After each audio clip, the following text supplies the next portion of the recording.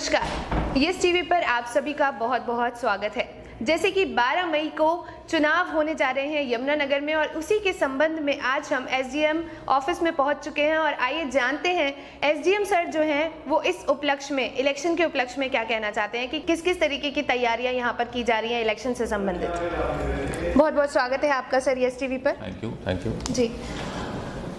देखिए, मैं आपके माध्यम से यही कहना चाहूँगा कि आने वाला हमारा जो पंचवर्षीय त्यौहार है, लोकतंत्र का त्यौहार, वो हमारे यहाँ पर चल रहा है। हम उसकी जो तैयारियाँ हैं उसमें बिल्कुल दिल से जुटे हुए हैं। हम सब अपने वोटर्स को ये अपील करना चाहते हैं कि आने वाली 12 तारीख को सभी मतदान करें। जिसने अपना वोट नहीं बनवाया है वो अपना वोट बनवाए, खुद भी वोट डालें और औरों को भी मोटिवेट करें। आपकी वोट का हम 12 तारीख को सभी बूथों पर बड़े शिद्दत से इंतज़ार करेंगे। आपके लिए वहाँ पर पानी का, सबका, छाया का सारा इंतजाम करेंगे। तो सभी वोटर से मेरी अपील है, ख़ास तौर पे मेरे यंग वोटर्स से। हमारे यहाँ पर मैं आपके माध्यम से बताना चाहूँगा कि जगाधरी कॉन्स्टिट्यूंसी में यंग वोटर्स की संख्या कुछ कम है। हमारे 18 साल के जो बच्चे अभी 1/1/2019 को 18 साल की उम्र जिनकी हो गई है, वो अभी भी अपना नया वोट बनवा सकते हैं। उसके लिए आप ऑनलाइन भी फॉर्म 6 जो है वो अप्लाई कर सकते हैं और ये 12 अप्रैल तक आप ऐसा कर सकते हैं। उसके बाद हम आपका नया वोट नहीं बना पाएंगे। 12 अप्रैल तक अभी भी आप वोट बनवा सकते हैं। तो इलेक्शन को लेकर सर कोई हेल्पलाइन नंबर आप बताना चाहेंगे जिसके ऊपर कोई भी परेशानी होती है तो लोग कांटेक्ट कर सकते हैं? बिल्कुल। आप 1950 जो हमारा ये पूरा मतलब पूरे भारतवर्ष में नंबर है। आप भी अगर चाहें बाहर से किसी भी लैंडलाइन फ़ोन से, वोडाफोन से या किसी प्राइवेट ऑपरेटर से आप 1950 डायल करें और आपको अपने वोट से संबंधित, अपने बूथ से संबंधित, अपनी कॉन्स्टिट्यूंसी से संबंधित अगर कोई भी जानकारी लेनी है तो आपको विदाउट ब्रेक मिलेगी। ये हमारा सुबह मतलब रात को 9 बजे तक ये नंबर चलता रहता है। सर, मैं ये जानना चाहूँगी कि जो इस बार यूथ जो है वो पहली बार मतदान देंगे, 18 साल के जो हो चुके हैं, 19 साल के जो हो चुके हैं, उनके बारे में आपका क्या कहना है कि उनके जो वोट्स हैं वो कितने प्रतिशत आज तक की डेट में बन चुके हैं?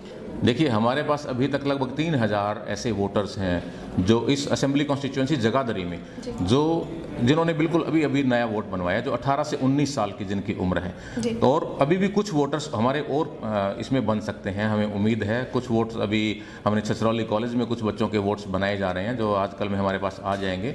तो अभी और भी जो वोटर्स हमारे बचे हैं, छोटे भाई बहन जो अभी 18 साल के हुए हैं, तो मेरी उम्मीद है कि वो सब भी इस लोकतंत्र के त्यौहार में अपनी जिम्मेदारी बखूबी निभाएंगे और बढ़ चढ़ करके इसमें हिस्सा लेंगे। अभी भी टाइम बचा हुआ है, हम तैयार बैठे हैं, आप आइए और अपना वोट बनवाइए।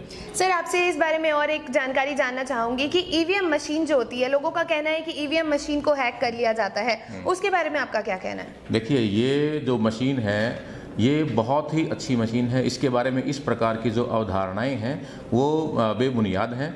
अगर कोई भी इसमें मतलब हमने ये मशीन को अच्छी तरह से ट्रेनिंग भी ली है। आप देखें, ये it's a stand alone machine.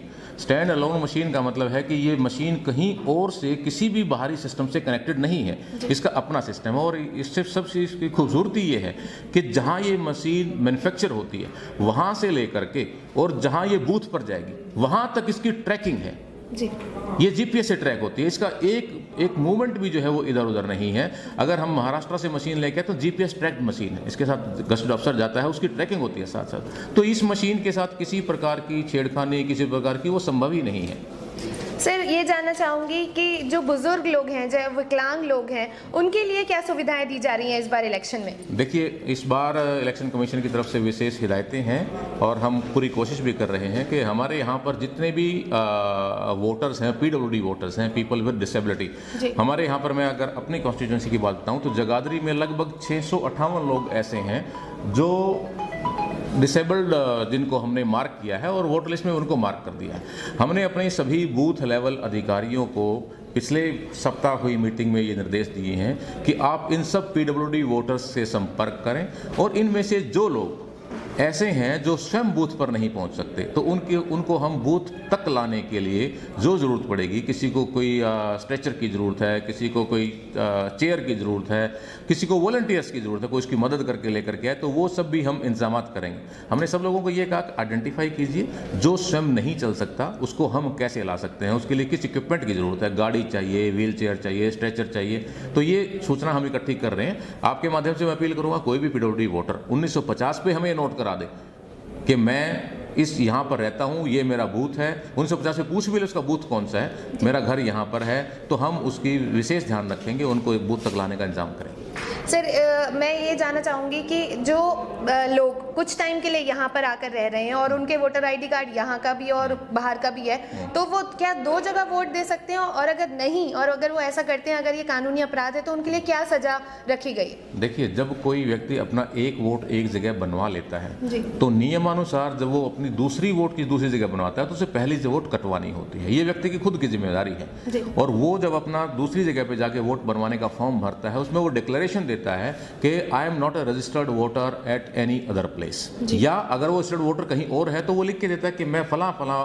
जगह पर एक रजिस्टर्ड वोटर हूं। उसके बाद वो मेरी जिम्मेदारी बन जाती है कि मैं उस ईआरओ को सूचना दूं कि वो उसका वोट काट दे। 2 जगह पर वोट बनवाना अपराध है। सभी वोटर से हमारी ये अपील है कि अगर किसी ने एक जगह बनवा रखा है और हमें सूचना नहीं दी उसके बनने की, तो अब वो जाकर के अपना वोट स्वयं भी कटवा सकते हैं। इलेक्शन बूथ पर लास्ट टाइम ये शिकायतें आई थी कि भाई वहाँ पर जो लोगों की ड्यूटी लगाई गई है वो वहाँ पर अवेलेबल नहीं थे, या फिर कुछ अवैध चीज़ें भी वहाँ पर हो रही थी। उसके बारे में इस बार क्या सुधार किए गए हैं? नहीं, देखिए, सभी बूथों की हमने बाकायदा पिछले सप्ताह में चेकिंग कराई है। आप अभी जाकर के देखेंगे सभी बूथ्स के ऊपर जो आइडेंटिफाइड हैं, जो इलेक्शन कमीशन से नोटिफाइड हैं, जिनका GPS, जिनका सैटेलाइट मैप और ये सारी चीज़ें हमारी इलेक्शन कमीशन की वेबसाइट पर डली हुई हैं। उन सब बूथों के ऊपर जो बेसिक मिनिमम फैसिलिटीज़ हैं कि वहाँ पर पानी हो, वहाँ पर जो है वो रैंप होना चाहिए, वहाँ पर कोशिश ये है कि जहाँ पर 2 एक एंट्री और एग्जिट गेट अलग अलग हों, इस तरह की सारी सुविधाएं हमने कोशिश की है कि वो हों। लेकिन फिर भी कुछ मजबूरियाँ हो सकती हैं। वो मजबूरी भी इसलिए हो सकती है कि हम ये चाहते हैं कहीं वोटर को ज़्यादा ट्रैवल ना करना पड़े। ऐसी उसको सुविधा देने के लिए अगर कोई बूथ हमने ऐसी जगह बना दिया है जहाँ पर इस तरह की कुछ कम सुविधा, BM जरूर मिलेगा आपको, बेसिक मिनिमम फैसिलिटीज जरूर मिलेंगी। रैंप वहाँ पर मिलेगा ही मिलेगा, पानी वहाँ मिलेगा, बिजली वहाँ पर मिलेगी। 2 दरवाजों की हमने पूरी कोशिश की है। वहाँ पर थोड़ी वो छाया भी मिलेगी जो खड़ी होने के लिए वोटर को अगर क्यू लगती है बूथ के बाहर, तो इस तरह की चीज़ें मिलेंगी। हमारी कोशिश है किसी को कोई असुविधा ना हो। जहाँ तो बूथ के ऊपर इलीगल एक्टिविटीज़ की बात है, बिल्कुल कोई इस तरह की इलीगल एक्टिविटी जो है वो अलाउ नहीं की जाएगी और ना ही पहले की गई। जी सर, अंत में मैं आपसे बस अपील करवाना चाहूँगी यमुनानगर वासियों के लिए। मैं सभी अपने मतदाताओं से, नए मतदाताओं से, बुजुर्गों से, नौजवानों से, माताओं से, बहनों से, व्यापारियों से, जितने भी हमारे मतदाता हैं, मैं उनसे यही अपील करूंगा कि लोकतंत्र का पंचवर्षीय त्यौहार है, ये राष्ट्रीय त्यौहार है। इसमें आपका वोट बहुत महत्वपूर्ण है। आप एक ही वोट डालते हैं लेकिन एक एक बूंद से ही तालाब भरता है। आप अपने प्रतिनिधियों को चुनने के लिए इसमें हिस्सा लें और अपने इस लोकतंत्र को सफल बनाएं। धन्यवाद। बहुत बहुत धन्यवाद।